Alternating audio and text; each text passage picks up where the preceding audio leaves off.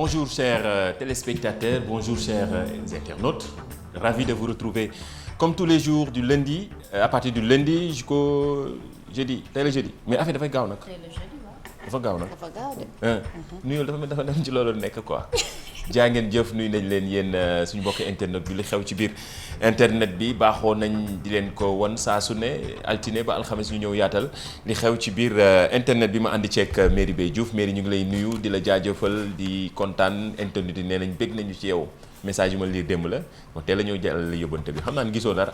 waaw man it bég naa si yéen bég si ñoom bég ci yow it ak sa verre nice na trop de kii bi yére bi donc di leen nuyu di nuyu suñu internautes yi ak ñi nga xamante ne comme ni ma koy faral di waxee duma ci taay bu 13h30 jotee moo xam seen heure pause wala ñu ngi seen kanamu boolu ceeb ñu ngi daal di toog di ñu suivre di ñu seetaan di ñu bégee noonu la ñun tamit ñu du ñu jóg ci di leen bégee di leen jaajëfal démb am na kuy liggéey benn ku ma xam ku nekk ci benn banque de la place nee na saa yi leen commencé ñun du ñu def pause heure yooyu quoi. saa yi leen commencé damay laal sama téléphone wala ma nekk dinaa fay nit lu ëpp nag ma ne ko te ngaa concentré wu ci li ngeen liggéey. waaw nañ concentré mais bon en général 13h30 day fekk nit ñi nekk ci pause. waaw non nee na ñoom duñu pause dañuy. ñoom dañuy continuer continuer. waaw nekk rek kon muy seetaan replay bi ci YouTube bi. lii laa ko wax nag. chaîne bi YouTube bi. xam ngeen ko hashtag bi sunu net la muy Facebook Twitter wala Instagram émission bi nga xamante ni même bu jeexee dañ koy continuer. ci sunu chaîne YouTube bu télévision Futurs Médias. hashtag bi miin ngeen ko sunu net la gis ngeen ko gis nañ ni commentaires yi bari na muy Facebook Twitter wala Instagram gis ngeen léegi dañ leen di dicter sax seen ay commentaires ngeen koy gis li ngeen di bind muy jàll wax nañ ko Social TV la ñuy def télévision Futurs Médias di leen ko proposer saa su ne li xew ci biir internet bi tey la 5 novembre.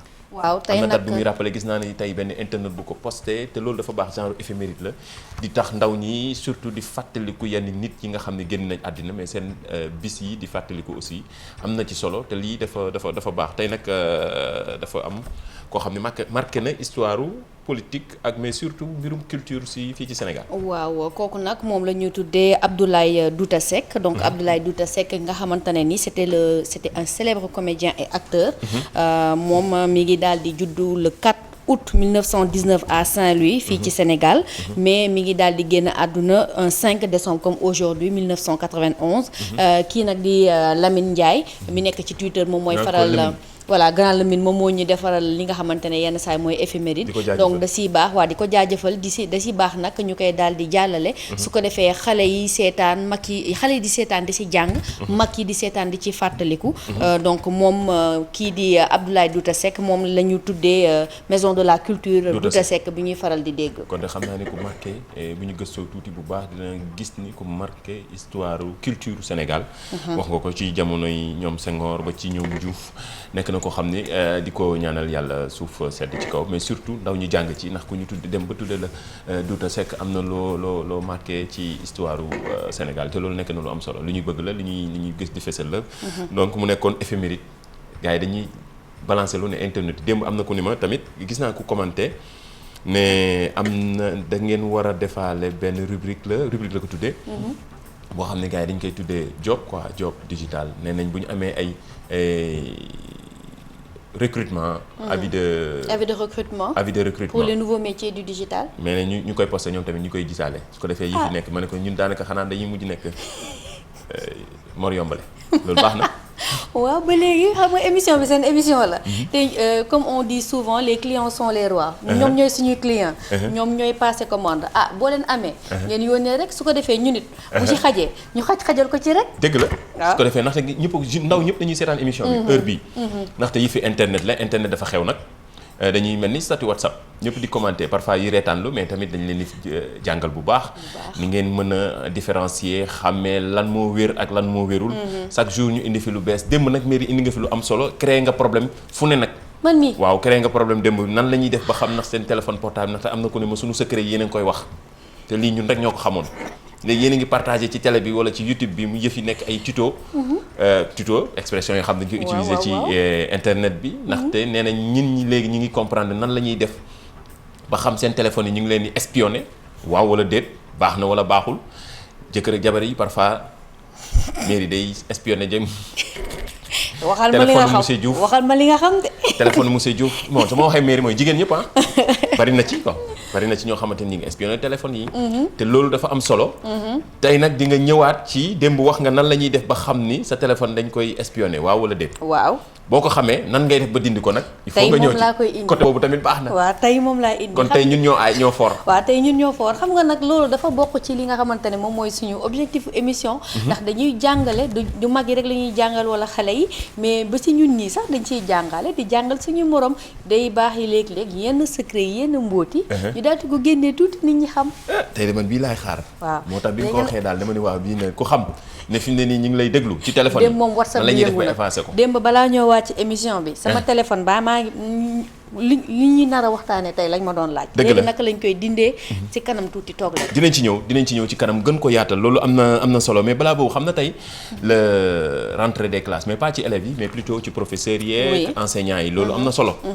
moo tax ndaw ñi tey ku ci gis naa benn xale bu posté tey ne daal rentrée bi xam naa semaine ci des fi mu ne nii ci vacances yi mais rentrée bi nii la nar a mel moom du yomb dara boo jógee ci vacances da ngay tàyyal sonn.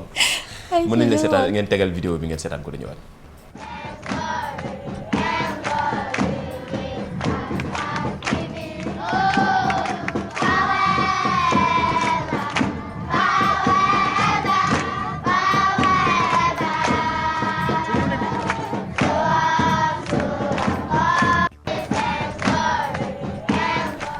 kii vacances yi neex.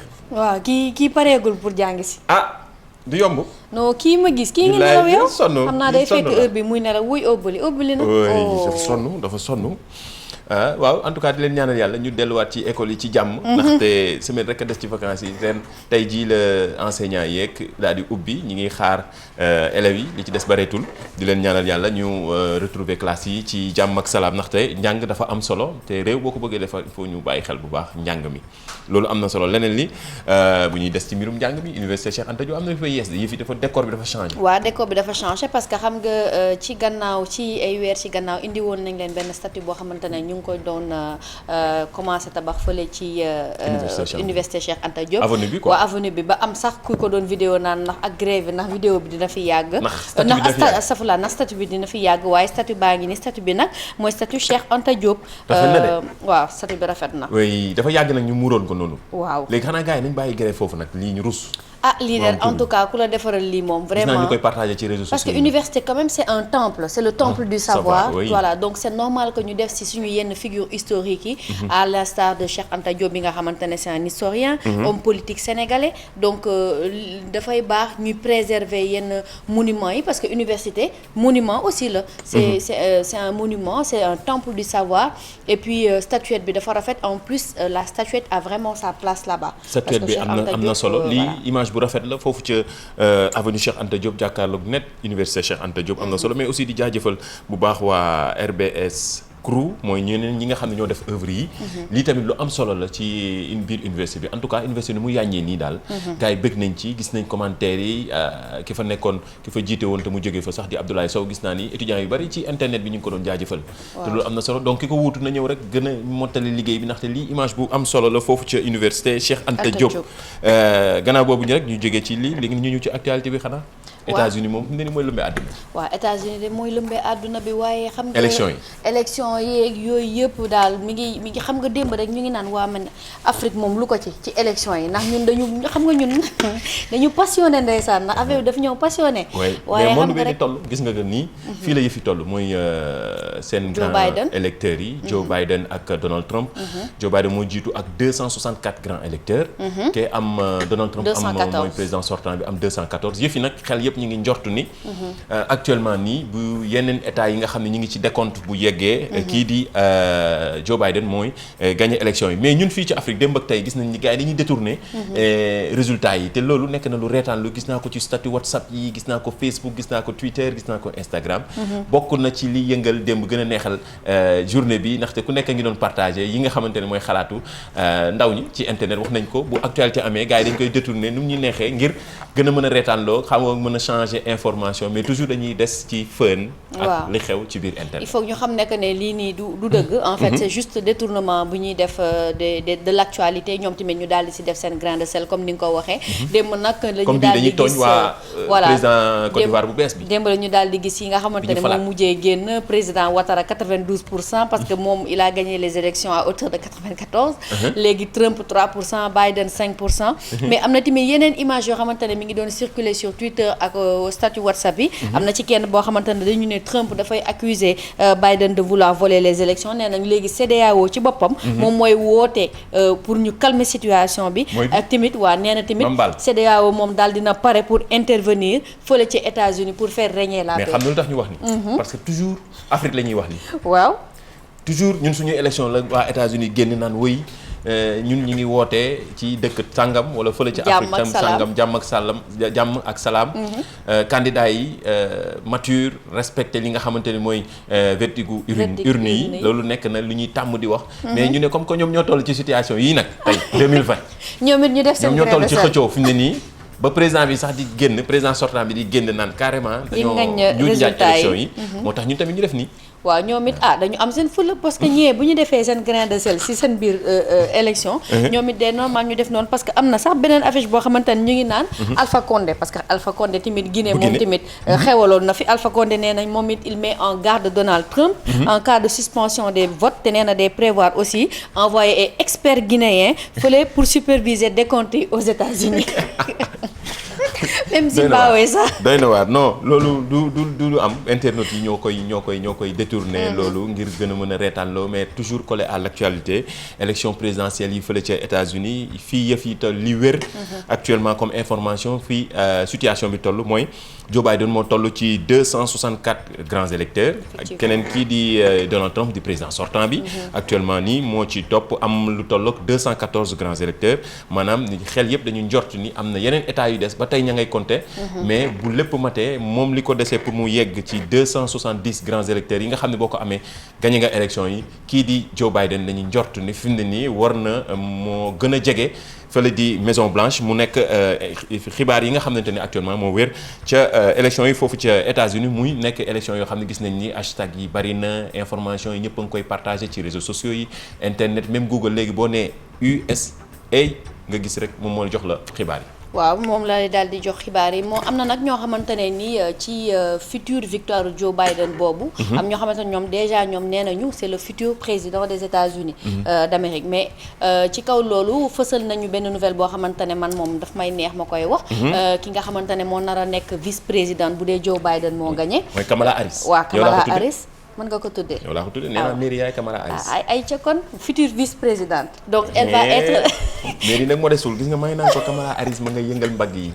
wan ñu photo Kamala Harris. Kamala Harris kat daa rafet yow it nag.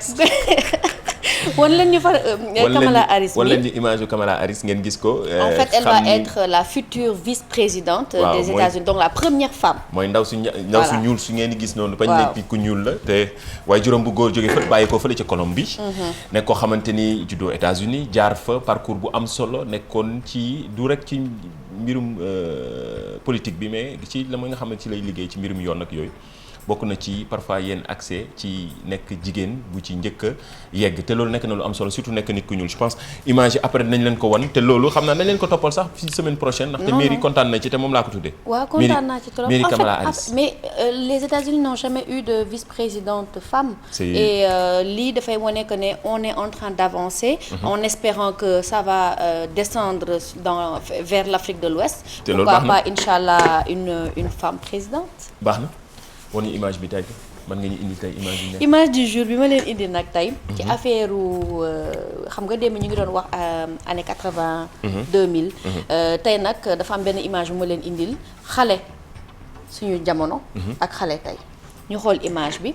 gis nga ko nii waaw nee nañ avant xale 8 ans non nee na actuellement xale 8 ans yi li ñuy gën a rêver mooy nga may leen iPhone. dëgg la alors que ñun suñu temps suñu amoon genre stylo yi rek. ñu kontaan nañu évolution. jamono di dox xale boo leen joxee yi am 8 ans nii boo leen joxee big yi dañ lay tifli. non li léegi 4 ans nga koy jox mu koy colorier. 4 ans sax xale yi 4 ans yow gis nga xale boo am 4 ans léegi. sama doom. teel maîtriser téléphone. ko non loolu moom moo koy kii mais au moins sax mën nga ko naxee en attendant mais xale bu 8 ans moom. mais jamono moo dox léegi boo ko mayul téléphone moom mu ne la c'est quoi ça. jamono dox jamono dox. donc ma ne woon rek naa ko indi rek. partagé ko gars yi fàttali ko partagé ko gars yi fàttali ko tuuti. baax na ci jamono stylo yi. baax na am na tamit beneen. pareegu ma. xam nga sama mbokku jigéen ñi dañuy tàmm di faral di fouiller téléphone. waaw téléphone portable. waaw téléphone portable ci la ñu war a ñëw waxtaan. moo tax ay espion dañuy faral di ko fouiller ak yooyu léegi nag ma gis. seen téléphone jëkkër yi il faut préciser tamit. dañuy faral di fouiller téléphone yi daal léegi nag ma gis benn image. déjà waaw bii la. waaw kii nag dafa ne moom da doon fouiller téléphone exam.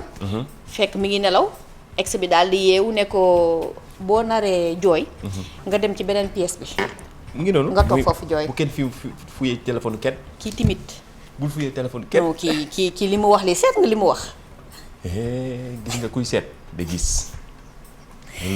c'est la phrase préférée des hommes qui cherche trouve. mi ngi noonu moo tax ma leeral la ko pour mieux comprendre ne la kuy seet. day gis bu kenn seet dara c'est la phrase préférée des hommes. bu kenn seet dara bii nag dommage. waaw bii nag sama mbokku sœur yi lañ ko indil nee nañ leen daal ma chérie. bu dee sa chérie dafa commencé di la woowee ma puce. laaj ko ndax sim 1 la wala sim 2. waaw parce que il faut que c'est important nga am meilleur réseau bi daal.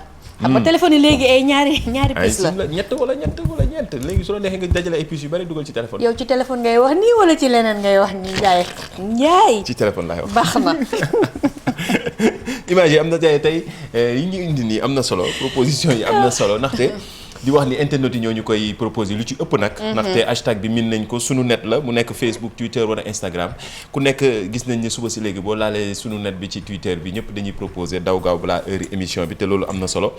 ndaxte di wane ni gis nañ ni solo bi ngeen jox émission bi mais surtout di participer émission interactive la ñun ak yéen ñoo koy defandoo ñoo koy préparé ndoo ñun tamit ñu partagé ndoo ko ci moment bi actuellement nous sommes en live sur Facebook page officielle bu télévision Futurs Médias Facebook boo leen demee di ngeen ñu fa gis ni actuellement ñii ña ngay seen commentaire dañ koy jël daal di koy partagé ndoo ak yéen gis nga yenn commentaires yi déjà mi ngi jàll noonu ci suufu écran bi te loolu am na solo leneen li. leneen li nag buñ ci daal di jógee dañuy dem ci ki nga xamante ne moo di Youssou Ndour. fan yii yëpp ñu ngi daal di jàllale ay message nee na ndax mu dolli. wala ndax mu arrêté. ak nuñ ko bëggee. ak nuñ ko bëggee. fan lañ ko bëggee. fan lañ ko bëggee. loolu baax na de gis naa commentaires yi ci réseaux sociaux yi saa yu dugalee rek ñëpp dew commenter ku ne naan yàkkamti nañu ñi ngi xaar. wax ñu lan la xam nga suspense bi mi ngi bëgg a yàgg. ñu tegal leen ko ngeen xool ñu continuer toujours ci suspense bi loolu am na solo ñuy xaar lan la père yu di préparer te loolu gis nañ ni yéen internautes yëf yi soxal na leen trop.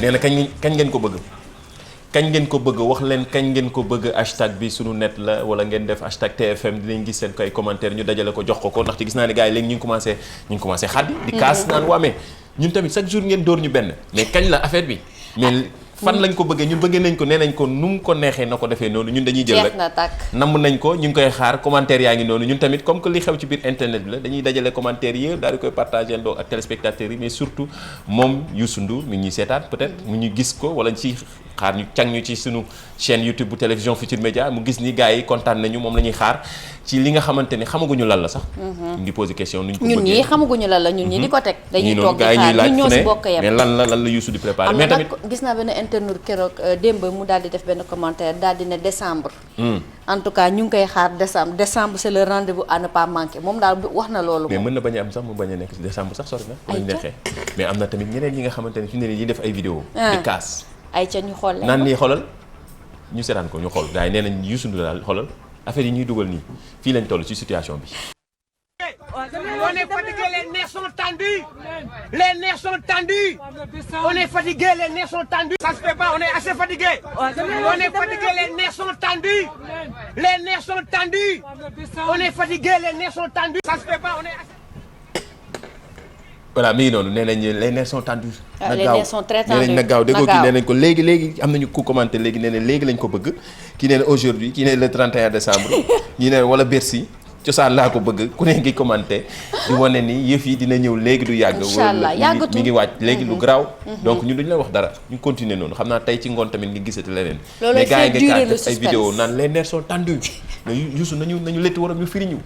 loolooy faire durer le suspense xam nga togg comme par exemple toggkat yi bu ñu togg booy baaral. Togg bi waaw boo koy baaral. xam nga xet bi day nekk ci biir kër gi muy xeeñ nga naan lii lu mu doon lii neex na. noonu la ñuy defante ak yéen. am na solo leneen li gën a am solo mooy message bi nga xamante ne dañ koy def baaxoon nañ di ko def ak bis bu ne. depuis ba yëf yi commencé waatee muy immigration clandestine mu nekk loo xamante ni ndaw ñëpp bëgg a naaw dem kaaw te loolu nekk lu baax ndaxte ñi ñaa ngi ciy faatu gis ngeen nombre yi man bëgguma sax di wax.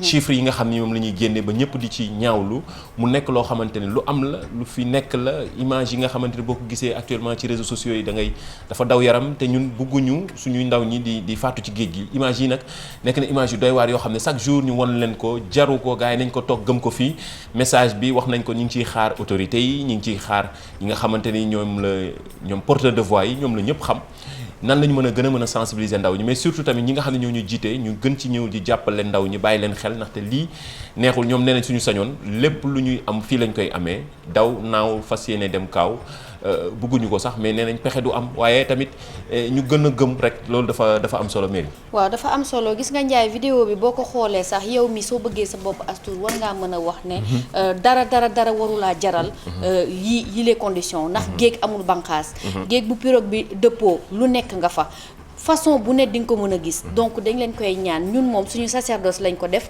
ndax suñu wàll dinañ ko bay ba mu baax chaque jour du lundi au jeudi ci biir émission bi dina am benn plage horaire boo xamante ne dañ koy jagleel li nga xamante ne moo di immigration clandestine ñaax suñu rakk yi ñaax suñu mag yi ñaax suñu morom yi ne leen rester ici ak lu mu metti gëm ko job sa job liggéey sa liggéey développer sa dëkk. envoyé leen seen ay message def leen hashtag sunu net envoyé leen ñu seen ay vidéo ñu partagé ndoo ko wax nañ ko dëgg sax ñun léegi dinañ jël suñuy offre d'emploi yi ñi nga xam dañ koy for ci internet bi ñu jël di ko partagé pour on sait jamais gars yi tamit ku ci am yenn compétences yi dem pourquoi pas mën nga trouver job fii loolu la mbiri internet dañuy partagé rek loolu am na solo leneen li balaa waxtu wee jeex le meilleur pour la fin mi ngi ñëw kii kan la lii lan la balaa ñu cee yegg dossier bi ñëpp di xaar tey nan la ñuy def ba dindi ni am na bu ñu amee ni daf ku ñuy espionné ci suñu téléphone portable bi nan la ñuy def ba dindi ko waaw démb nag indil nañ leen benn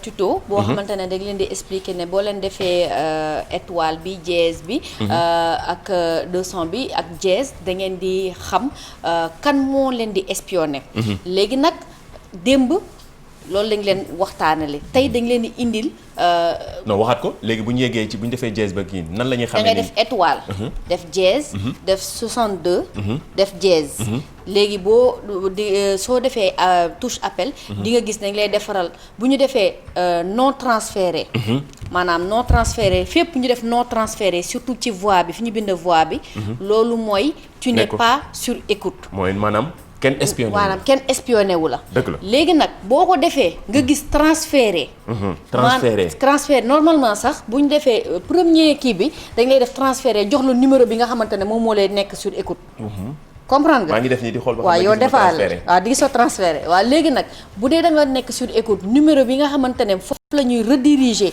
say appel da ngay gis numéro bi dafay affiché wu yaa ngi comprendre léegi nag il y a une technique pour enlever ça nan la ñuy def nag won ñu loolu est-ce que du ma gën a yàggal affaire bi wala ma wax dara da nga gaaw waaw d'accord léegi nag pour dindi ko da ngay def dièse ñaari yoon daal di def 002 defaat dièse def touche appel waxaatal dièse 2 fois réalisateur waneen loolu li mairie di wax waaw dièse 2 fois ngay def 002 dièse nga daal di def touche appel ok léegi boo ko defee loolu moom mooy dindi li nga xamante ne mooy sur écoute bi ñu la teg ni voilà léegi yow boo defee boo xamee ne que tu es sur écoute nga gis transféré yi ba nga gis numéro bi pour dindi ko loolu ngay def dièse 2 fois 002 dièse mais baa xam nga ni def touche appel baa xam nga ni ñëpp a ngi vérifier ku nekk ak ni ak sa téléphone waaw régie bi ci ginnaaw ñëpp a ngi vérifier gars yëpp a ngi vérifier ñi wóolul seen bopp ñëpp a ngi vérifier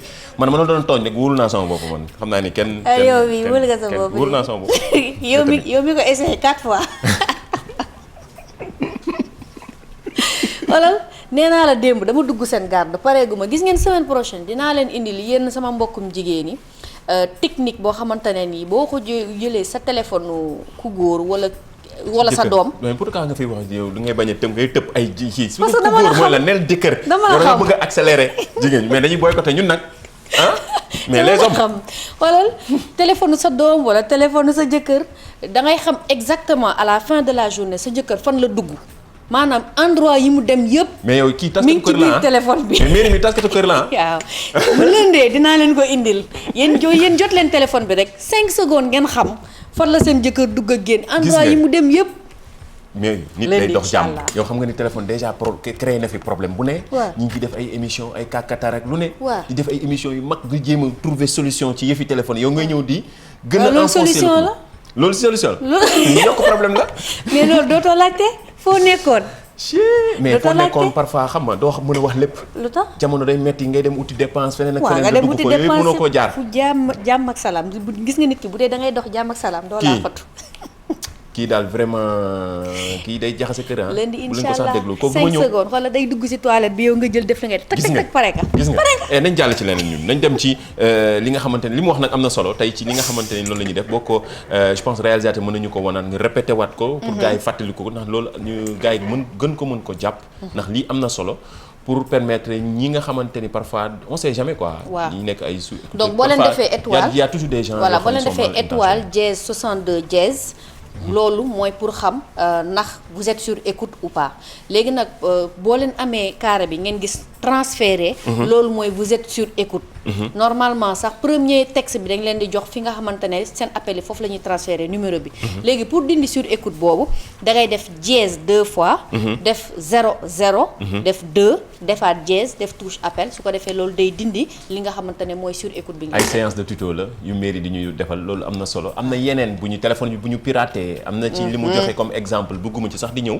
ndax dafa doy waar mais téléphone yu ñu piraté gis naa léegi ay message ñoom Pape Fara ñing di journaliste fii ñu ngi demandé pour téléphone yu ñu piraté nañ ci ñëwaat étape par étape la xam naa semaine prochaine ni ñëw yeggale gannaaw WhatsApp dañoo ñëw ci téléphone yi mairie mu fas yéene fouillé bu baax lii di téléphone yi gars yi mais jëlee leen ko ci côté yu positif yi rek. waaw positif rek. waaw moom ñun lépp lu ñu def ci positif lay dox voilà bu ñu jëlee leen ko ci côté bi positif loolu am na solo positif rek la ñuy dox. léegi bu ñu jógee ci loolu bàyyi woon nañ fi démb benn kii kan la.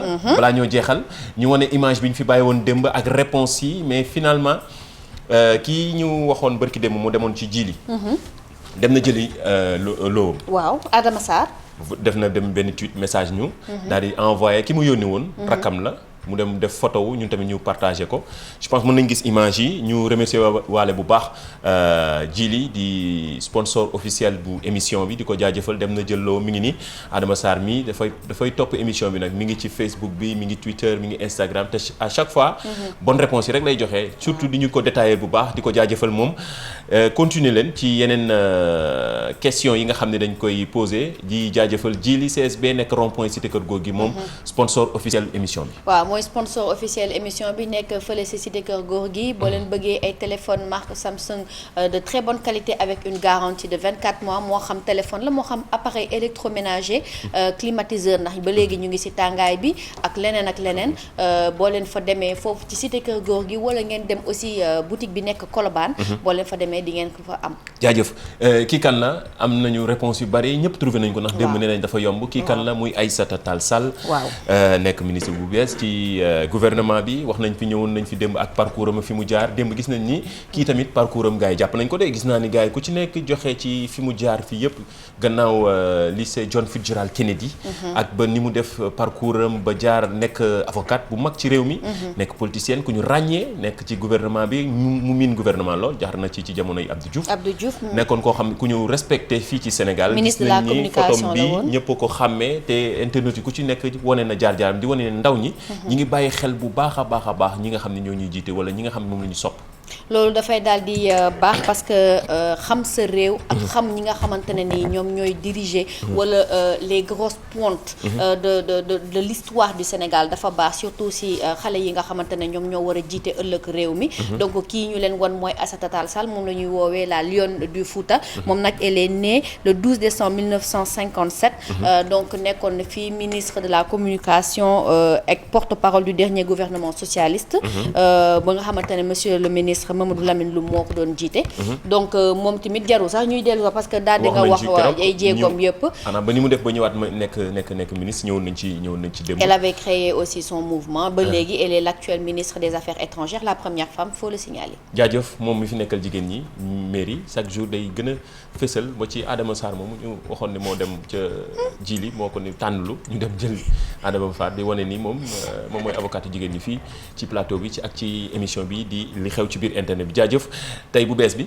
waaw tey nag am na bu ñu leen indi bu ñuy bàyyil jeudi. waaw vendredi samedi dimanche. bu saf a saf laa yaakaar. bu saf xale yi xam nañ ko de acca. ayca wan ñu ko kon nañ ko teg ñu xool kii kala. waaw kii am nañu mën nañ ko bañ a xam quand même. kii waaw yi mën nañ ko bañ a xam. waaye man c'est que internet yi ñun bu ñu nee dafay difficile rek. xaaral ma xool seen commentaire ñoom ñu ñëw trouver lépp. looloo ma jaaxal. ci waaw wax leen ñu kan moo nekk ci ginnaaw photo bi ak kii kan la parcours am un peu. waaw boo leen ko xamee mu nekk histoire am mais nekk loo xamante ni dinañu soxal ñu jàngal ñu ñun ñi ndaxte am na ñu ci bari ñoo xamante ni peut-être buñ ko xamee wala dañ koy fàtte. ana suñu waa team réagir nañ wala nekk na tamit koo xamante ni ku bay waaram ci réew mi. koo xamante ni du ma fi duñ joxe benn indice nañu bàyyi ba lëndi daal. non bul réagir est-ce que suñu team ñu ngi réagir. team kii bi team régie est-ce que ñu ngi réagir. régie bi équipe digitale bi ci ginnaaw. ku nekk ngi joxe est-ce que ñu ngi réagir. seen ay réaction ñi ngi xaar gis nga gars yi ngi commencé joxe. ñu ngi commencé joxe. oui page Facebook bi. ñu ngi commencé joxe ñu ngi commencé joxe. mais kon yàlla baax na. li nga doon wax ci téléphone bi daw ñëpp a ngi daw du ñu seetaan ci live bi. yaa ngi gën a yokk xam naa loolu la.